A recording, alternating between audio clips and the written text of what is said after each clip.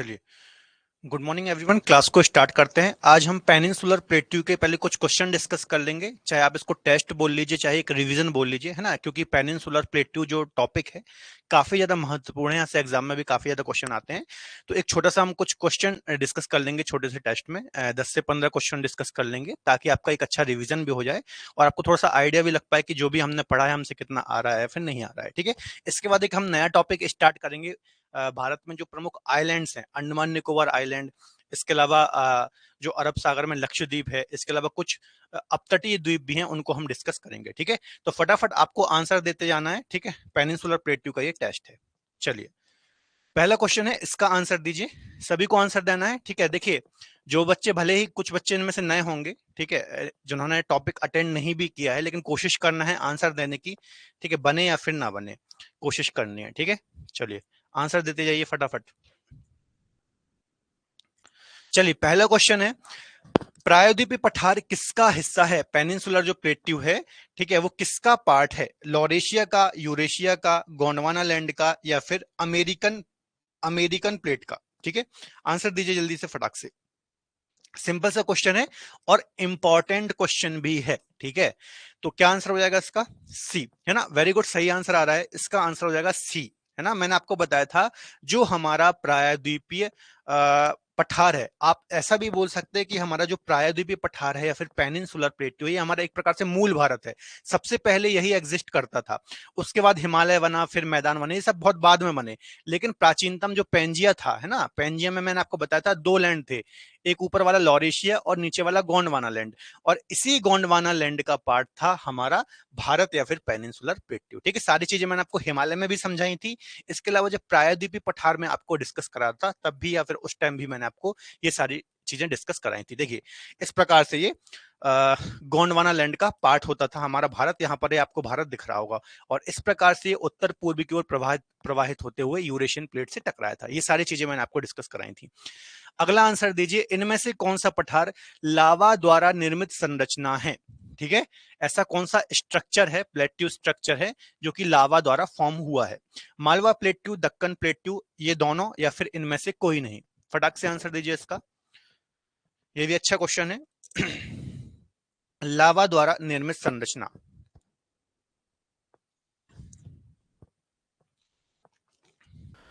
दोस्तों, मैं पिछले 8 वर्षों से ज्योग्राफी पढ़ा रहा हूं और पिछले कई वर्षों के डिफरेंट एग्जाम पेपर्स को एनालाइज करने के बाद मुझे ये समझ में आया है कि सही प्रिपरेशन के लिए आपको इंपॉर्टेंट एमसीक्यूज पीवाईक्यूज की आवश्यकता होती है, क्योंकि अल्टीमेटली हमें फाइनल एग्जाम में एमसीक्यूज ही फेस करने हैं। तो इसी को ध्यान में रखते हुए हमने ज्योग्राफी के टॉप 1000 एमसीक्यूज पीवाईक्यूज का एक सेट तैयार किया है, जो कि किसी भी कॉम्पिटेटिव एग्जाम के लिए काफी महत्वपूर्ण है। तो आज ही क्रेजी जी के ट्रिक की एप्लीकेशन में जाकर के आप इस कोर्स को अवेल कर सकते हैं। साथ ही डिस्क्रिप्शन में लिंक दी हुई है, तो लिंक के थ्रू भी आप कोर्स को अवेल कर सकते हैं। धन्यवाद। ध्यान से क्वेश्चन पढ़ के आंसर देना है। हैप्पी नवरात्रि योगेश जी, आपको भी सभी को हैप्पी नवरात्रि। ठीक है, आंसर दीजिए बी। देखो, सब फंस गए। पहली बात तो एक चीज की, कोई भी यदि कोई बच्चा कोई भी आंसर देता है ए बी सी, तो उसको कॉपी नहीं करना है। ठीक है, अपना खुद से, खुद की सोच से, जो भी आपने पढ़ा है उस हिसाब से सोच समझ के आपको आंसर देना है। ठीक है, बी आंसर इसका नहीं होगा। हाँ अमरुद जी, आप सही है, आप, है ना। इसका आंसर होगा सी, बोथ ए। ठीक है, तो कॉपी मत करो किसी को भी, अपने हिसाब से आंसर दो। देखो क्या बोल रहा है, पहले क्वेश्चन ध्यान से छोड़ो, सुनो बहुत अच्छे से। ये चीज मैंने आपको डिस्कस कराई थी। इनमें से कौन सा प्लेट्यू लावा द्वारा निर्मित संरचना है? यहां पर यदि मैं इंडिया का मैप बनाऊं, ये देखिए इंडिया का मैप है ना। यहां पर देखिए, ये वाला जो हिस्सा है भारत का, ये मैंने आपको बताया, ये पूरी लावा द्वारा निर्मित संरचना है। मैंने आपको बताया था जब हमारी इंडियन प्लेट उत्तर पूर्व की ओर इसका मूवमेंट हो रहा था, ठीक है, जब उत्तर पूर्व की ओर ये बह रही थी, प्रवाहित हो रही थी, तो जब ये इक्वेटर के आसपास थी, ठीक है, तो यहां पर एक फॉल्ट बना था, दरार बनी थी, और यहां से लावा इस प्रकार से बाहर फ्लो हुआ था लावा का। ठीक है, और ये वाली जो पूरी संरचना है, ये कैसी है? लावा द्वारा निर्मित। जहां पर भी लावा जमता है वहां पर जो चट्टानें बनती हैं, वो कौन सी चट्टानें बनती हैं? बेसाल्ट चट्टानें बनती हैं, या फिर बेसाल्ट रॉक्स बनती हैं। मैंने ये सारी चीजें आपको डिस्कस कराई थी। तो कौन कौन से प्लेट्यू इसके अंतर्गत आ जाएंगे? देखिए, यहां पर मध्य प्रदेश में, यहां पर मध्य प्रदेश वाले रीजन जिसको हम बोलते हैं मालवा प्लेट्यू, है ना, ये लावा द्वारा निर्मित संरचना है। गुजरात का ये काठियावाड़ क्षेत्र है, ये भी लावा के द्वारा निर्मित संरचना है। पूरा ये महाराष्ट्र प्लेटू, ये महाराष्ट्र का पठार या फिर जिसको हम बोलते हैं दक्कन ट्रैप, है ना। दक्कन का पठार अलग है, दक्कन ट्रैप अलग है, दोनों में कंफ्यूज मत होना, ठीक है। दोनों अलग अलग चीजें हैं, मैंने आपको समझाया था। तो महाराष्ट्र के पठार को ही दक्कन ट्रैप बोलते हैं। ट्रैप मतलब क्या है कि जो ये लेयर में यहाँ पर लावा जमा था, एक लेयर जमी, फिर सेकंड लेयर, फिर थर्ड लेयर, तो ये जो लेयर बाई लेयर लावा जमा था, इसको ही हम क्या बोलते हैं, ट्रैप बोलते हैं, ठीक है। तो महाराष्ट्र प्लेट्यू को ही दक्कन ट्रैप बोलते हैं, और जो दक्कन का पठार है ये पूरा दक्कन का पठार है, ठीक है। तो इनमें अंतर है। इसके अलावा कुछ तेलंगाना का उत्तर पश्चिम पार्ट और कुछ कर्नाटक का पार्ट, तो ये पूरा जो क्षेत्र है ये लावा द्वारा निर्मित संरचना है। अब हम क्वेश्चन की ओर आते हैं। क्वेश्चन में क्या बोल रहा था, कौन सी लावा द्वारा निर्मित संरचना है, तो मालवा, जो मालवा प्लेटू है, मालवा का पठार है, कहां पर है ये, मध्य प्रदेश का, ठीक है। मध्य प्रदेश की सबसे बड़ी भू आकृतिक प्रदेश है ये, तो मध्य प्रदेश में ये है। और दक्कन ट्रैप मतलब महाराष्ट्र का पठार, तो ये दोनों इसके अंतर्गत आते हैं, ठीक है। इसके अलावा यहाँ पर काठियावाड़ वगैरह भी ऑप्शन में दे सकता था, ठीक है। ध्यान से क्वेश्चन के आंसर आपको देना है। चलो अगला क्वेश्चन का आंसर दो। प्रायद्वीपीय पठार की आकृति कैसी है, बहुत ही सिंपल सा यहाँ पर क्वेश्चन है। जो शेप है पेनिनसुलर प्लेट्यू का, वो किस आकार का है, आयताकार, गोलाकार, त्रिभुजाकार या फिर अनियमित आकार का, किस टाइप की आकृति है, जल्दी से बताओ।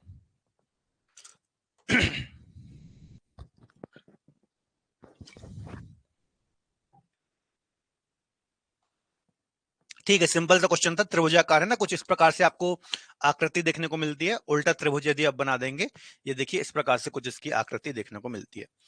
अगला क्वेश्चन बताइए, काफी महत्वपूर्ण क्वेश्चन है। धारवाड़ रॉक्स या फिर धारवाड़ क्रम की जो चट्टाने हैं या फिर धारवाड़ रॉक्स हैं, ये चट्टाने बच्चों कहाँ पाई जाती हैं। महाराष्ट्र प्लेट्यू में, मालवा प्लेट्यू, कर्नाटक या फिर कर्नाटक का पठार या फिर कर्नाटक बोल लीजिए, और बुंदेलखंड, कहाँ पाई जाती हैं धारवाड़ रॉक्स। ये भी मैंने आपको बहुत अच्छे से डिस्कस कराया था, और काफी महत्वपूर्ण क्वेश्चन भी है। आंसर दीजिए जल्दी से।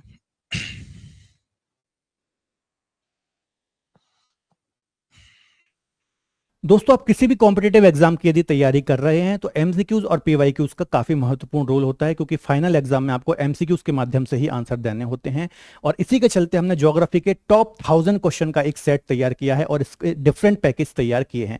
जैसे कि ये 1000 क्वेश्चन यदि आप आंसर के साथ चाहते हैं तो मात्र 29 रुपीज में आप ये पीडीएफ अवेल कर सकते हैं। इसके साथ साथ यदि आपको एक्सप्लेनेशन भी चाहिए है हर एक क्वेश्चन का पीडीएफ के थ्रू, तो मात्र 39 रुपीज में ये आपको पीडीएफ मिल जाती है। यदि एक्सप्लेनेशन, क्वेश्चन आंसर और वीडियो सॉल्यूशन, जो कि हर एक क्वेश्चन का मैंने वहां पर सॉल्यूशन कराया है वीडियो फॉर्म में, यदि ये पैकेज चाहिए तो मात्र 49 रुपीज में। इसी में यदि आप टॉपिक वाइज टेस्ट ऐड कर देंगे तो ये पैकेज आपको 59 रुपीज का पड़ जाता है। और मिक्स क्वेश्चन के साथ प्रैक्टिस सेट यदि आप इसमें ऐड करेंगे तो मात्र 69 रुपीज में ये पैकेज आपको मिल जाता है। तो आप अपनी सहूलियत के हिसाब से कोई भी पैकेज अवेल कर सकते हैं। इसके अलावा हमारी क्रेजी जी के ट्रिक की एप्लीकेशन को डाउनलोड कर सकते हैं, वहां से ये कोर्स अवेल कर सकते हैं, और डिस्क्रिप्शन में लिंक दी हुई है तो वहां से भी ये कोर्स अवेल कर सकते हैं। धन्यवाद।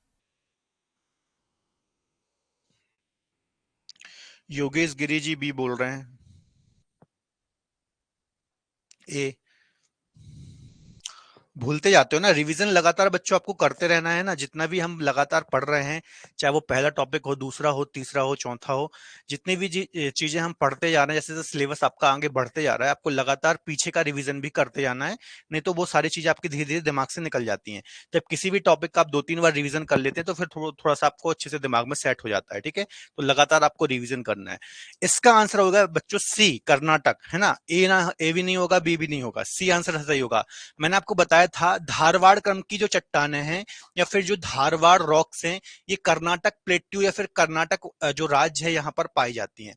इसके अलावा एक और पॉइंट मैंने बताया था, जो मेटेलिक मिनरल्स होते हैं, जो धात्विक खनिज होते हैं, है ना, जो धात्विक खनिज होते हैं, उसके लिए भारत में जो सर्वाधिक संपन्न चट्टानें हैं वो कौन सी हैं, धारवाड़ रॉक्स ही हैं, जो कि कर्नाटक में पाई जाती हैं, ठीक है। और सर्वाधिक धात्विक खनिज इसी में ही पाए जाते हैं। इसके अलावा खनिज वाले लेक्चर में आपको डिटेल बताऊंगा।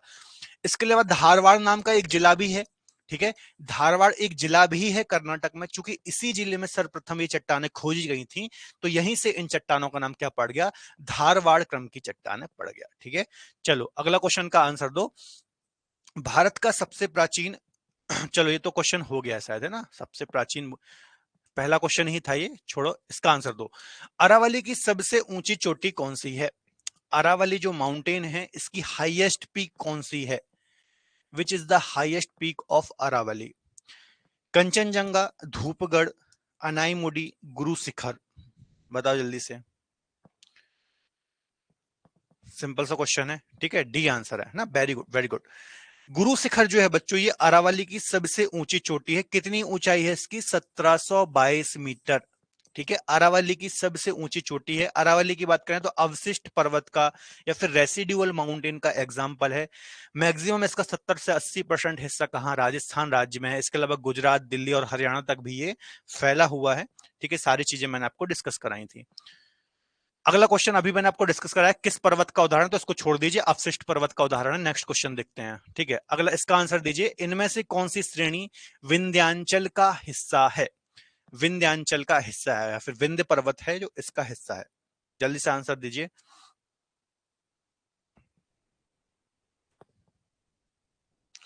विंध्य, भांडेर, महादेव, राजपीपला और कैमूर, ये मैंने आपको बहुत अच्छे से पढ़ाया था। दो पर्वत पढ़ाए थे मध्य प्रदेश रीजन में, एक विंध्याचल और एक सतपुड़ा, है ना।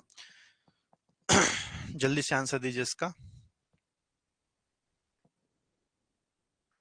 क्या आंसर होगा?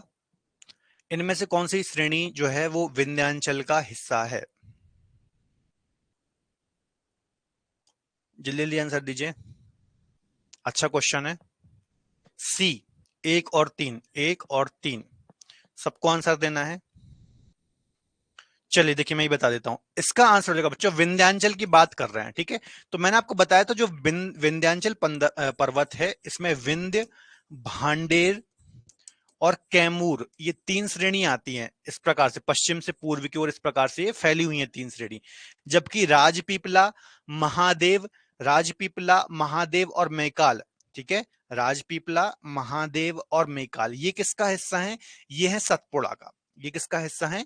ये सतपुड़ा का है। तो इसका आंसर हो जाएगा बच्चों 1 और 4। ठीक है, 1 और 4 मतलब डी आंसर इसका बिल्कुल सही हो जाएगा। विंध्य, भांडेर और कैमूर, ये श्रेणियां किसका हिस्सा है? विंध्याचल का हिस्सा है। बाकी महादेव और राजपीपला जो आपको यहां पर दिख रही हैं, ये सतपुड़ा रेंज का हिस्सा है। ठीक है, थोड़ा सा ध्यान से पढ़ना है आपको। चलिए, सतपुड़ा जो माउंटेन है ये किसका हिस्सा है? ठीक है, किस टाइप का इसमें कौन कौन सी रेंजेस आती है, तो अभी मैंने आपको डिस्कस करा है, मैं ही बता देता हूं इसका आंसर।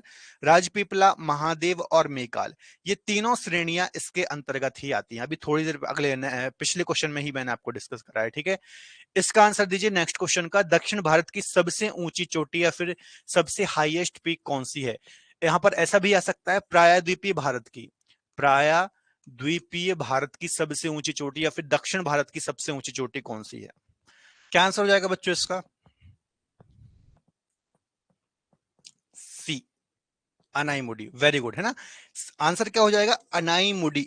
अनाईमुडी है ये जो प्रायद्वीपीय भारत या फिर दक्षिण भारत की सबसे ऊंची चोटी है। मैंने आपको बताया था बच्चों, अन्नामलाई पहाड़ियां है ना, दक्षिण भारत में केरल और यहां पर क्या है, तमिलनाडु राज्य है। इन दोनों राज्यों में पहाड़ियां हैं जिसको हम बोलते हैं अन्नामलाई। अन्नामलाई की पहाड़ियां 2 राज्यों में फैली हुई हैं। ठीक है, इसकी सबसे ऊंची चोटी कौन सी है? इसकी सबसे ऊंची चोटी है अनाईमुडी। ठीक है, जो कि दक्षिण भारत, ये जो पूरा आपको दक्षिण भारत दिख रहा है, इसको हम बोलते हैं दक्षिण भारत या फिर प्रायद्वीपीय भारत। ठीक है, तो दक्षिण भारत या फिर प्रायद्वीपीय भारत की सबसे ऊंची चोटी है। इसके अलावा अन्नामलाई पहाड़ी की भी सबसे ऊंची चोटी है। एक और मैंने पीक आपको बताई थी नीलगिरी की, है ना, यहां पर नीलगिरी माउंटेन है। कौन सा? नीलगिरी। नीलगिरी जो कि 3 राज्यों में फैला हुआ है, कर्नाटक, केरल और तमिलनाडु, है ना। मैंने आपको बताया था नीलगिरी माउंटेन 3 राज्यों में फैला हुआ है। और नीलगिरी की सबसे ऊंची चोटी कौन सी है? डोडा बेट्टा। ठीक है, ये दक्षिण भारत या फिर प्रायद्वीपीय भारत की दूसरी सबसे ऊंची चोटी है अनाईमुडी के बाद। इसकी ऊंचाई कितनी है? 2695 मीटर इसकी ऊंचाई है और 2636 मीटर इसकी ऊंचाई है। ठीक है, दोनों पॉइंट याद रखना, काफी ज्यादा महत्वपूर्ण है, कई बार यहां से एग्जाम में क्वेश्चन देखने को मिलते हैं। ठीक है, चलिए अगला क्वेश्चन बता दो, धूपगढ़ की ऊंचाई कितनी है यहाँ पर? 1350, 1750, 1800 या फिर 1200? जल्दी से बताओ, आंसर दो इसका फटाक से।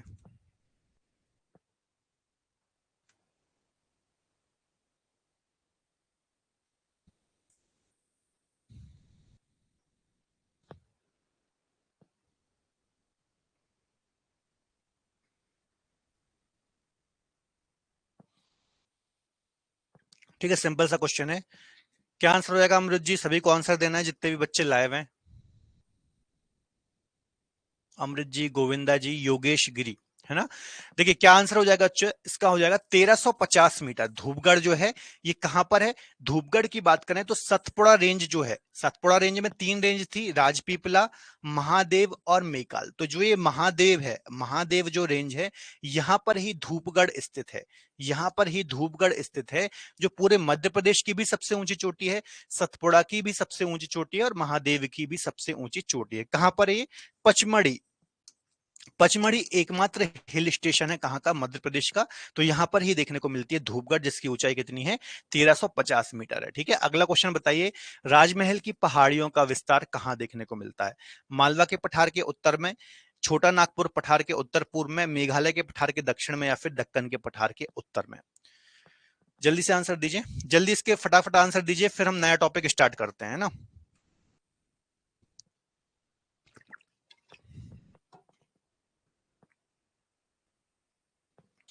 छोटा नागपुर के पठार के उत्तर पूर्व में, बी आंसर आ रहा है गोविंदा जी का।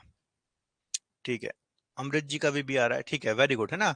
बी आंसर हो जाएगा। मैंने आपको बताया था राजमहल की जो पहाड़ियां हैं, ठीक है, ये पेनिनसुलर प्लेट्यू को, नदर्न जो प्लेन है हमारा, या फिर उत्तर का विशाल मैदान है, इससे सेपरेट करती हैं, है ना। या फिर ऐसा बोल लीजिए, प्रायद्वीपीय पठार के उत्तर पूर्वी हिस्से में ये पहाड़ियां स्थित हैं, या फिर छोटा नागपुर प्लेट्यू के उत्तर पूर्व में ये स्थित है ना।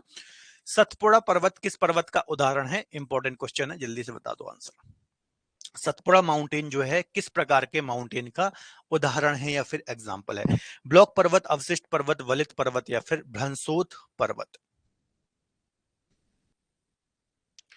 ठीक है, ब्लॉक पर्वत का एग्जाम्पल है। ठीक है, कौन सा? सतपुड़ा। मैंने आपको बताया था क्या होता है सतपुड़ा जो रेंज है, इस प्रकार से।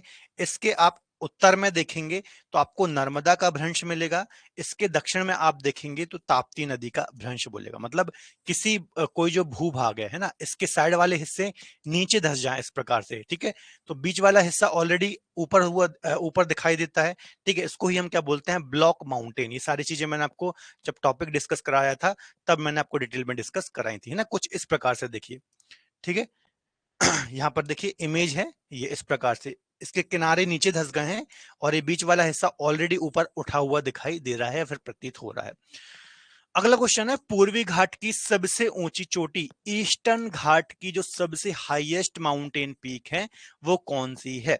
महेंद्रगिरी, डोडाबेट्टा, जिंदगढ़ा, या फिर अनाईमुड़ी? जल्दी से आंसर दो।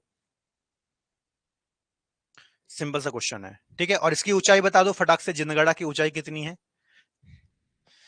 ठीक है, सी आंसर इसका सही हो जाएगा, जिंदगढ़ा। ठीक है, इसके अलावा जो महेंद्रगिरी है, ये दूसरी सबसे ऊंची चोटी है, 1501 मीटर इसकी ऊंचाई है। कहां पर है? उड़ीसा, उड़ीसा राज्य के अंतर्गत ये आती है। और जिंदगढ़ा आंध्र प्रदेश में आती है। ईस्टर्न घाट की सबसे ऊंची चोटी है, आपको याद रखना है, ठीक है। अगला क्वेश्चन है, कार्बी एंगलोंग का पठार या फिर मेघालय का पठार किसका हिस्सा है? प्रायद्वीपीय पठार का, मैदान का, हिमालय का, या फिर तटीय मैदान का? कार्बी एंगलोंग प्लेट्यू या फिर मेघालय प्लेट्यू किसका पार्ट है या फिर किसका हिस्सा है? ठीक है, सिंपल सा क्वेश्चन है। क्या हो जाएगा? ए, प्रायद्वीपीय पठार का ही हिस्सा है। मैंने आपको बताया था जो कार्बी एंगलोंग का पठार है या फिर मेघालय का पठार है, ये प्रायद्वीपीय पठार से थोड़ा अलग थलग दिखाई देता है ना। क्यों दिखाई देता है? क्योंकि मैंने बताया था इसका जो बीच वाला हिस्सा है ना, ये क्या था? यहां पर मैं मैप से बता देता हूं एक बार फिर से। ये यहां पर आपको, सॉरी क्या हो गया ये, ठीक है, एक मिनट रुकिएगा।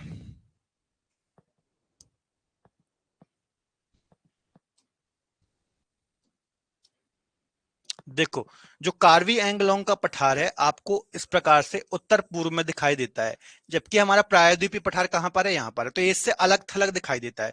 तो प्रायद्वीपीय पठार का जो ये वाला हिस्सा था, ये क्या था? नीचे धसा हुआ था।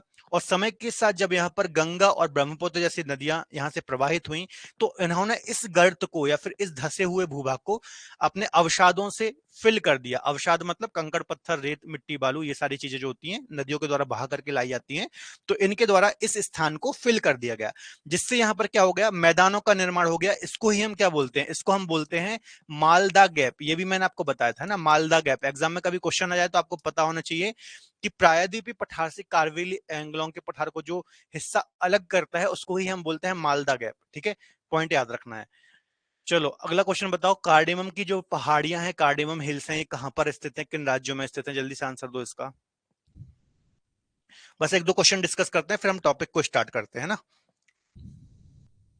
जल्दी आंसर दो।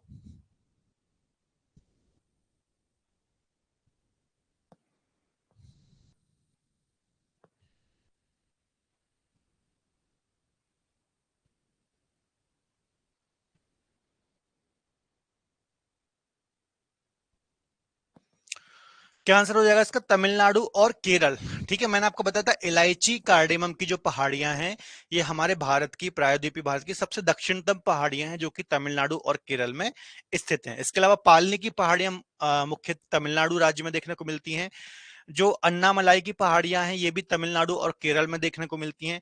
नीलगिरी जो पर्वत है, ये तमिलनाडु, कर्नाटक और केरल में देखने को मिलता है। ठीक है, ये सारी चीजें याद रखना है। चलो अगला पॉइंट है, इनमें से कौन सा पठार छोटा नागपुर के पठार का हिस्सा है? ठीक है, छोटा नागपुर का प्लेट्यू का हिस्सा है, जल्दी से बता दो। हजारीबाग का पठार, रांची का पठार, बस्तर का पठार या फिर बघेलखंड का पठार? कौन सा प्लेट्यू है जो छोटा नागपुर प्लेट्यू का पार्ट है? आंसर दो फटाक से। दोस्तों मैं पिछले 8 वर्षों से ज्योग्राफी पढ़ा रहा हूं और पिछले कई वर्षों के डिफरेंट एग्जाम पेपर्स को एनालाइज करने के बाद मुझे ये समझ में आया है कि सही प्रिपरेशन के लिए आपको इंपॉर्टेंट एमसीक्यूज पीवाईक्यूज की आवश्यकता होती है, क्योंकि अल्टीमेटली हमें फाइनल एग्जाम में एमसीक्यूज ही फेस करने हैं। तो इसी को ध्यान में रखते हुए हमने ज्योग्राफी के टॉप 1000 एमसीक्यूज पीवाईक्यूज का एक सेट तैयार किया है, जो कि किसी भी कॉम्पिटेटिव एग्जाम के लिए काफी महत्वपूर्ण है। तो आज ही क्रेजी जी के ट्रिक की एप्लीकेशन में जाकर के आप इस कोर्स को अवेल कर सकते हैं। साथ ही डिस्क्रिप्शन में लिंक दी हुई है, तो लिंक के थ्रू भी आप कोर्स को अवेल कर सकते हैं। धन्यवाद।